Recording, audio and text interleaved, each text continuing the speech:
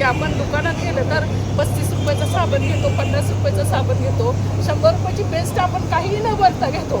त्या ठिकाणी 3% टॅक्स देतो, 5% GST भरतो, सगळं करतो.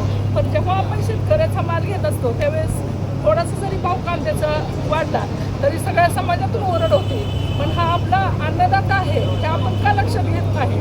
तो आज बैलजोडी सांभाळू शकत नाही, त्यामुळं बैलजोडी जर असेल तर शेणखताचा वापर होत होता आणि त्यामुळे शेती सेंद्रिय करणं होत होते.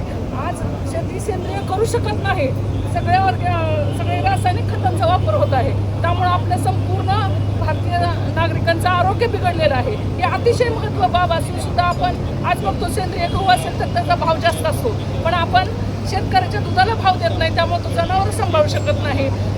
आज कितीतरी आपत्ती आहेत की शेतीमध्ये काम करायला मजूर मिळत नाही आणि म्हणून पशुधन सुद्धा कमी झालेलं आहे. पशुधन कमी झाल्यामुळे सेंद्रिय खताचे प्रमाण कमी झालेलं आहे, त्यामुळे शेतीमध्ये रासायनिक पदार्थांचा वापर जास्त वाढलेला आहे. आज आपण इतर प्रगत देशामध्ये बघतो ऑर्गॅनिक फ्रूट्स मिळतात, ऑर्गॅनिक भाज्या मिळतात, पण आपण काय खातो.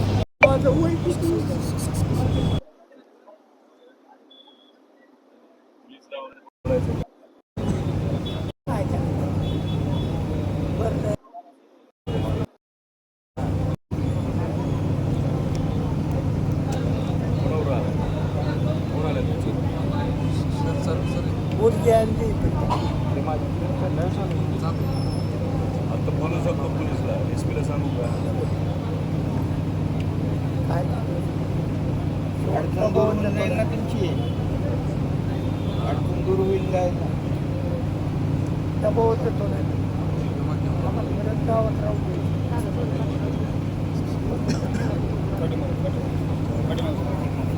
सरकारकडनं कर्ज किती माफ झालं बघ, कर्ज किती माफ झालं बघ, सगळं म्हणजे आपलं लोक नाही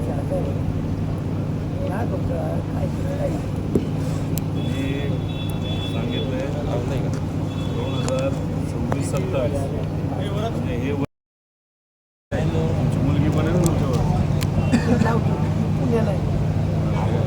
दर्शन तर करू नये. आम्ही आहोत 2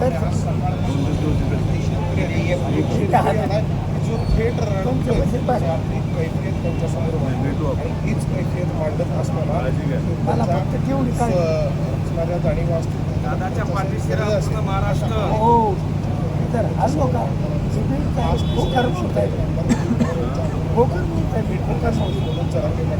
माजी खासदार नका काळजी करू, आम्ही आहोत. त्याचबरोबर काँग्रेसचे प्रदेशाध्यक्ष शशिकांत सरकार अशी अनेक नेते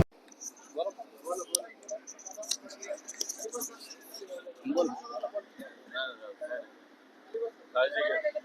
पोलीसला बोलायचं असेल तर बोलतो.